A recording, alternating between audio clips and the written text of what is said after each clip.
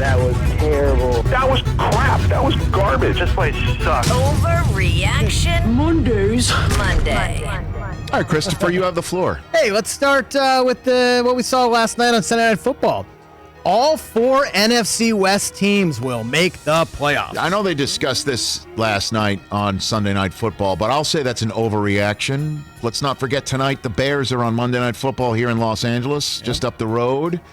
They're a 5-win team, so you're going to have to track down the Bears or the Packers to keep one of them out of the playoffs if all 3 teams that don't win the NFC West make it.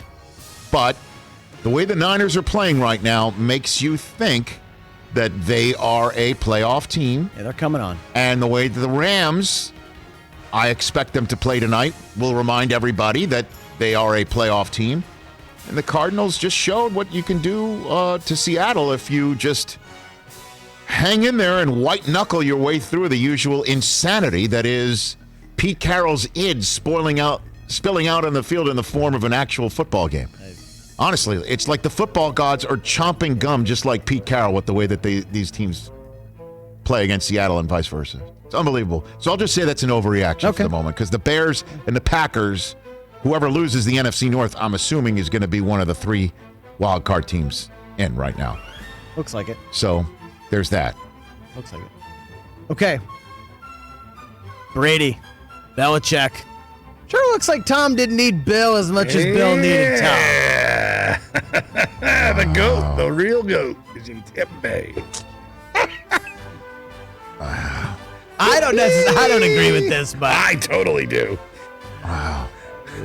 I can't sit here and say that, right? That's an overreaction right now. That's an overreaction right now. It's different when you have Pro Bowl receivers. Yes, exactly right. I mean, his setup, he did the right thing. He had to look around and look at this roster. Am I going to finish my career here? Do I have really got a shot? I normally do have a shot with Bill, but do I go down to Tampa and do that?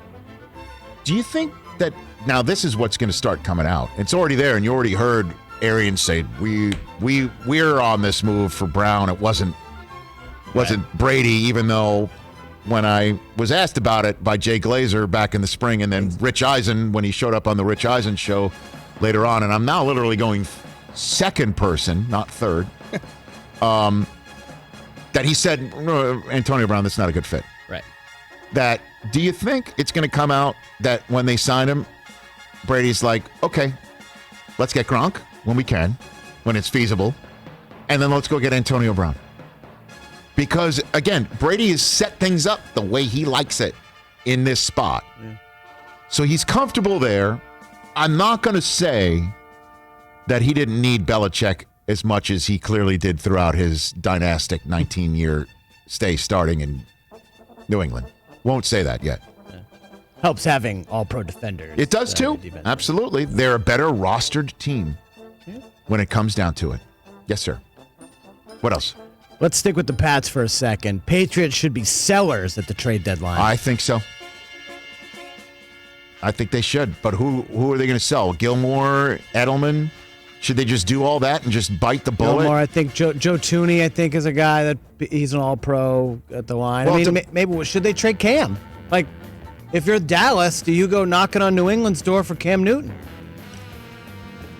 Dallas can be a playoff team. New England can't. So Dallas acquires Cam for like a 5th rounder mid-season or something. Oh my gosh! Would you take that? Cam acquiring Cam in Dallas? Would you do that right now? Yes.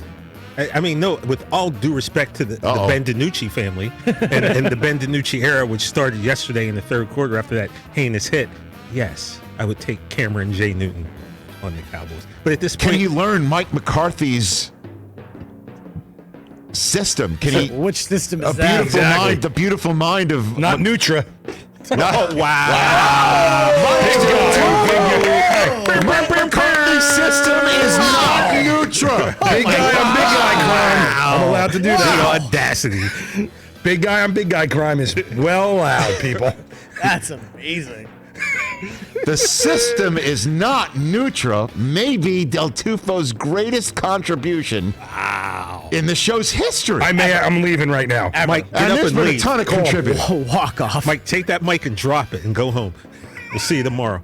All right, well, let's just go to Dallas real quick. Mike McCarthy's going to get one and done. Yeah, I don't think that's an overreaction right now. And I know it's not his fault that there's been injuries all over the lot, but the fact is that these players look disinterested. They have also been starting to talk, as we know, to Jane Slater and others in the industry here, Well, that's the understandable. whispers, and put it all together. And he is not acquitting himself very well right now.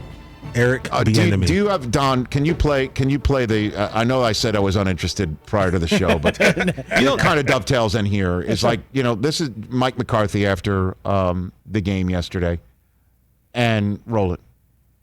Yeah, I mean, it was definitely, a hit that caused a disqualification. But yeah, well, I mean, we speak all the time about playing for one another, protecting one another. So yeah, definitely was probably not the response that you would expect. I mean, what's he doing holding his words back? I mean, if you think that your team didn't respond properly to the backup quarterback getting exploded by John Bostic in a hit, I don't care that. Well, it's tough for these guys to hold up when the quarterbacks slide late. The reason why he didn't see him slide is look at the picture.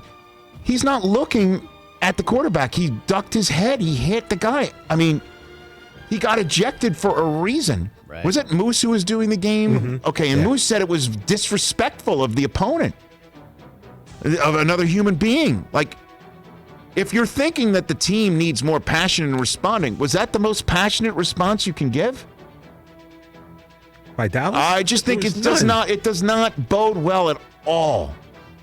Like everything happening right now bodes very poorly for Mike McCarthy to stick around for another year.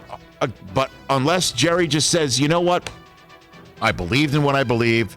I know that wasn't a response, and I might be going all ham over a post-game comment, but it's not his fault. It's all going to crap. But it does appear to be the coach's fault when nobody does seem like interested in playing. Like we're getting our ass handed to us by a team with no name. That's one of the longest-standing rivals in the history of the franchise. Great America song. Right? By the way, not one lineman, not one player on that team made a move to that guy after he decimated Dalton. Right. And all I could think of is if this was the early 90s, what would have happened had that happened to Aikman and Nate Newton and Mark Tuinei and though Eric Williams would have destroyed somebody for doing that. And nobody made a move to that. I kid. know somebody who would know the answer to that. Yeah, you do. Yes. I might have to ask him that question. Hey, now. Ask him what would have happened if this was 1993 and somebody laid out Troy Aikman. Oh, you got one more over there? Yeah, let's go. Peter King kind of mentioned it about Josh Allen. Bills fans should be worried after struggling to beat the Jets. Yeah, I don't think so. The Jets, actually they're winning in that game. Well, I mean, look, man, they're vastly improving. It's their first one possession loss of the season, so there's nowhere to go but up. No, I think the defense is the stronger side of the ball, and they're getting healthier on offense. On the road and division is never easy, man. Just, I guess Kansas City proved otherwise. I'm just going to sit here and say that's an overreaction. And if the Bills believe it's their time, and I think they do, here come the Patriots, who have spent the last 2 decades beating their proverbial brains in. And to say the Patriots are down and out and wounded and vulnerable is an offense to the phrase down and out and anybody who's wounded or vulnerable. They are ripe for the ass kicking. And it's something that I think that they are ready to do. And I'm not just saying that because Josh Allen is booked to appear on this show as our first guest on Wednesday to talk about his new cereal. Oh, nice. What's with Buffalo and giving guys cereals? I am not prepared to say that. And that's Overreaction Monday here on the Rich Eisen Show. Hey, you watched all the way to the end. Thanks for that. Watch more right here.